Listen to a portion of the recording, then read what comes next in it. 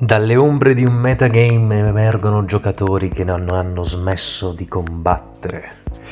Buongiorno a tutti, ecco a voi il GSC Invitational, questa è la quinta serie credo, e vi porto un match tra i giocatori Elodin e Beware of Coco, detto anche Coco.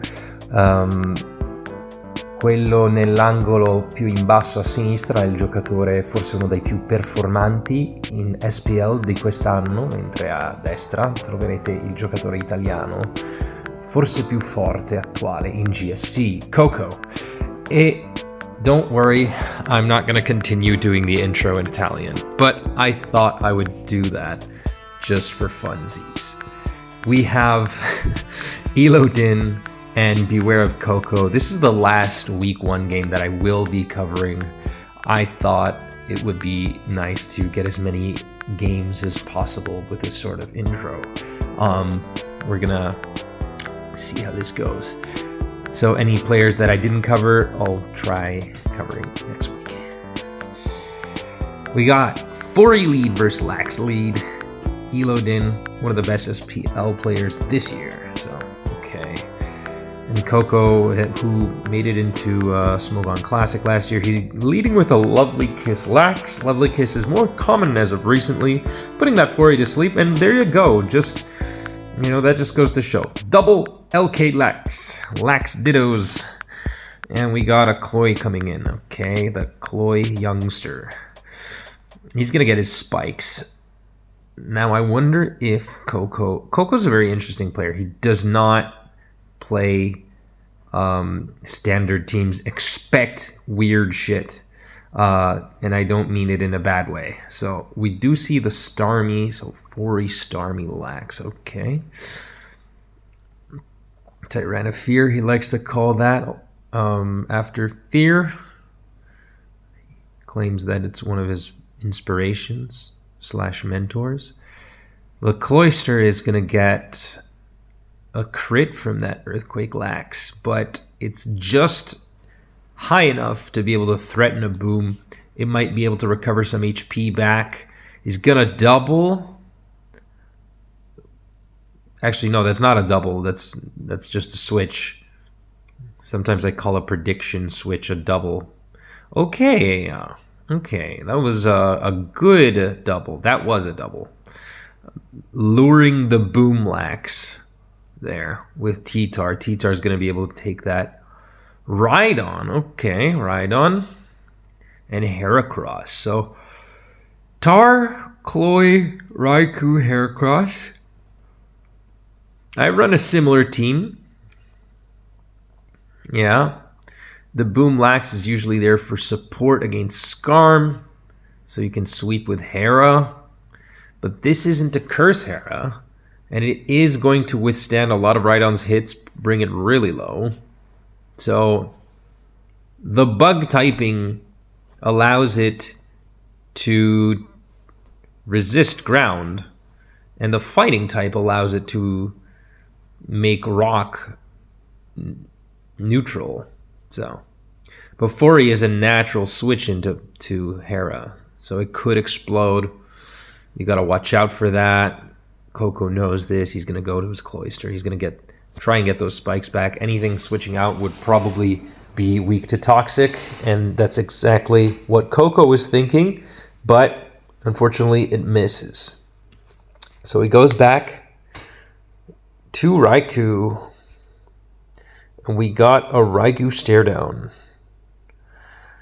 Now, though a lot of people don't find that matchup to be particularly fun, you do have to pay attention to, before even paying attention to sleep cycles, you have to pay attention to momentum gained. And as you can see, sometimes preemptively people will switch to Raikou. Coco knows this, so he goes to his last Mon, which is going to be Marowak. And Elodin is forced to reveal his Mon, which is Aggie. So he doesn't have a flying type. In fact, neither player have a flying type. They have very powerful ground type Mons, and they have a ground resist in Heracross and Executor respectively. Very interesting use of type synergy here in order to get a little bit more leverage. So not wanting to use the Zapdos probably makes them a little bit more solid against certain matchups. I don't want to get too into it right now. But a para would be nice for either player. Expect the first one to rest or get para'd to be the one that's going to bring the other Mon in. It's going to lure in a threat, like a physical threat, like Heracross, which can 2-hit KO Raikou. And it has insane power. The 4 being a quad resistance is really nice here. But of course, that also means Cloyster is just going to come in each time. And Coco being up a Mon could be a little at odds with this Cloyster. Not that the Cloyster can explode because it is a rapid spin. Very intelligent use of rapid spin here. I think that sometimes you don't know what to do with rapid spin Cloyster, but Coco's making very good use of it right now. Even getting the Toxic on Starmie as Fori comes in.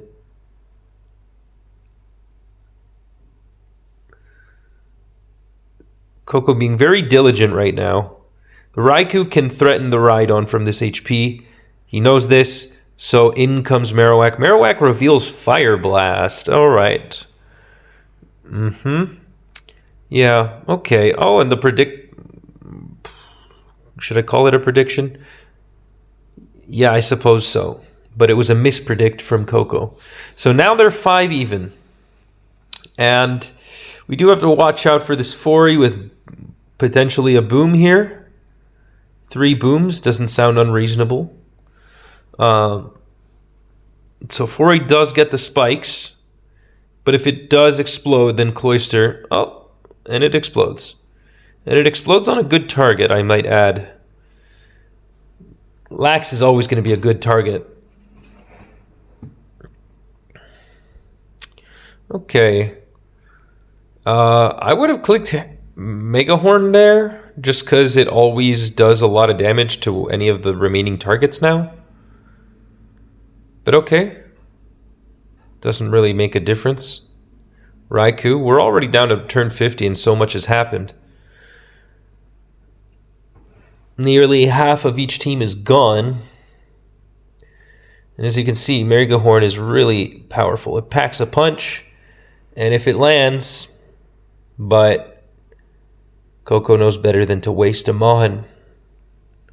So he's going to go to his own Raikou. He's going to bank on the fact that the next opening he finds, he'll be able to go to Marowak and kill something. Because the Eggy is so low right now that an Earthquake will kill anything. Probably.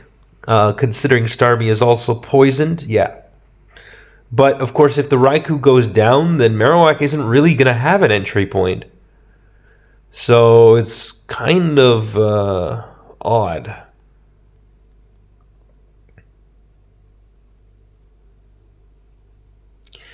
And the Raikou staying in here.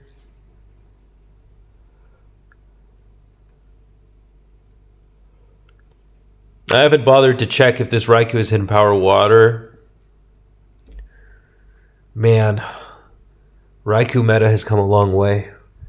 Back in the day, well, not even too far, not even too long ago, but a while ago, Raikou used to be the Roarmon. And so people would optimize Raikou's speed by making it slower. And then the slower Raikou would win in using Roar. And so they would make it as slow as 319. So just to be as slow as possible, but still being faster than Gengar. Even, yeah. But no, now it's just speed tying, and it's always, since it's sleep talk, there's no point in doing that. Man, we've come a long way.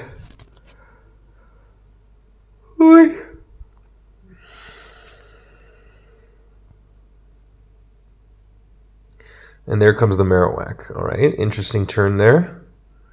As it turns out, Elodin made a good play. It benefited him. And there's Leech Seed. Leech Seed gonna force a lot of switches. Or not.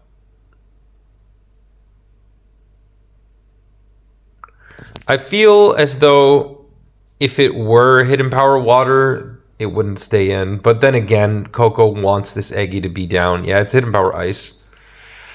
The Leech Seed is very annoying, though, especially paired with Giga Drain. So I feel like this Eggy could also feasibly not be Explosion.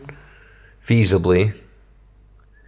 But look at how annoying it is. Look at how much HP it's getting back. It's becoming a boss monster right now. Coco also knows that if the Raikou goes down, he could probably just go to Heracross, but pick up a KO. I think he's counting on that. It does have 2 turns of sleep to burn, so there are some not so great odds here. In fact, there's a seismic toss. He needs to hit this next one, and he might still be in trouble anyways. So, yeah, this is looking pretty bad, and there is the bad odds. It looks like Coco is going down here, unless there's some ass pull. Rapid Spin, maybe Ice Beam Cloy? Nope. Looks like Coco is going to forfeit. We're going to go on to game 2. Shit. I closed it. I closed the replay. Instead of opening it, I fucking closed the replay. Wonderful. So we'll open it from here. Alright. Okay. We got, again, the coy youngster with a Jinx lead. Thief turn 1. Alright. Cloyster.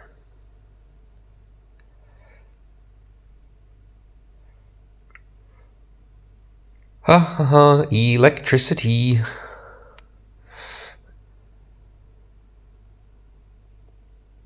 Okay. Yeah. So we got ourselves what looks to be something leaning towards hyper offense with the Nidoking here. Nido Jinx with Thief.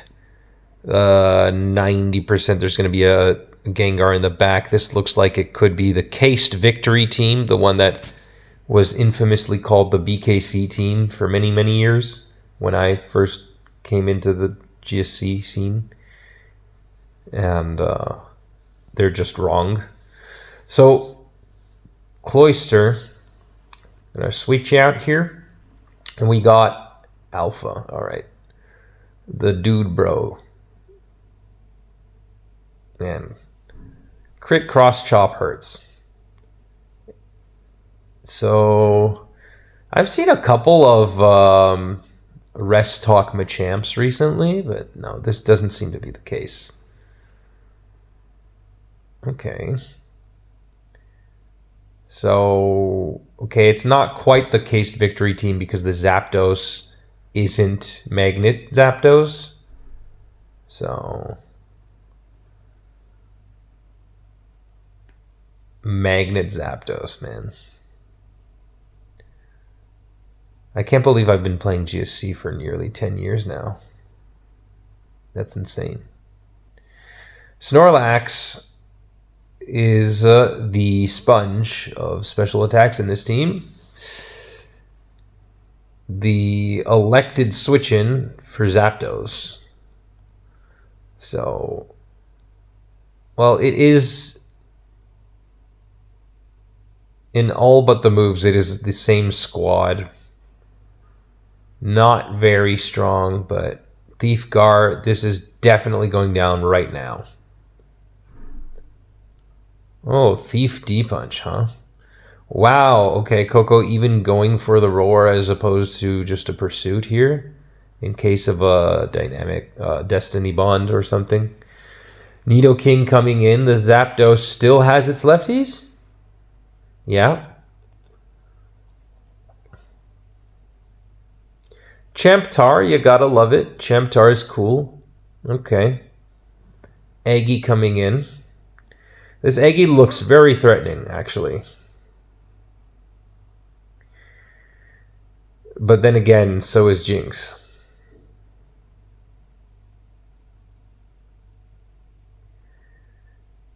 Flamelax, okay.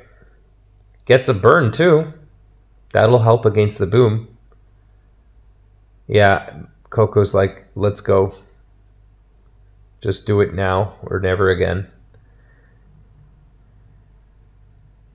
Gar dies, so he sacks the Gengar to immediately bring in Jinx,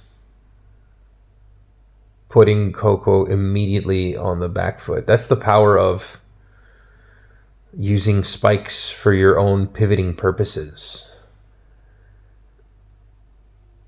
That's got to be rest talk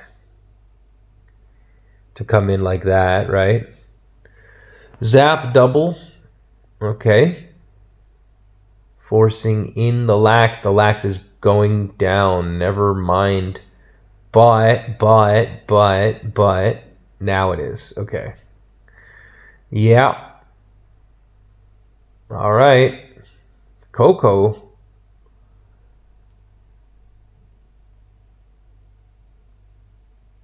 Looking pretty good right now. Nice switch from Nido to Jinx on the hidden power ice. That was nice. Okay. Tar and its pursuit probably. There's the crunch. Chloe is gonna boom. Okay.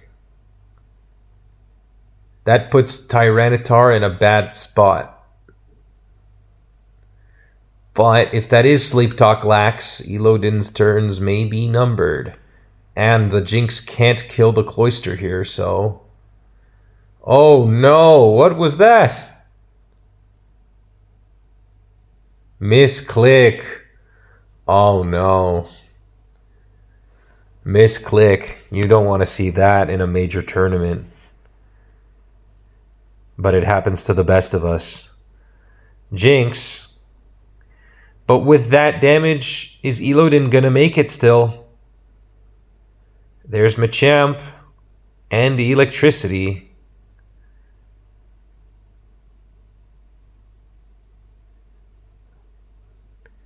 Elodin is calling the shots here. Okay, that's an Ice Beam. Oh no, not like this. Freeze. Not like this.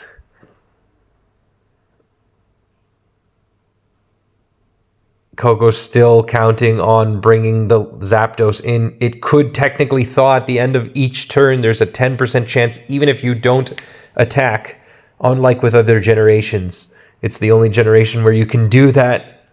You don't have to stay in. But the Machamp really needed backup here.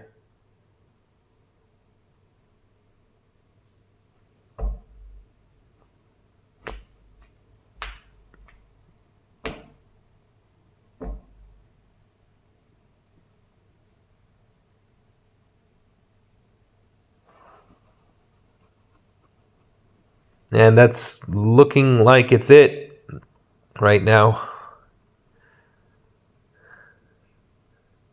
Of course, if Zapdos rests, it could be back in the game, but... And there's the crit. So, Coco is out. Not of the tour, just round one. Elodin managing to bring home the match decisively, so... Hope that you guys enjoyed. Interesting teams, nice squads, especially in game one. And stay tuned for more.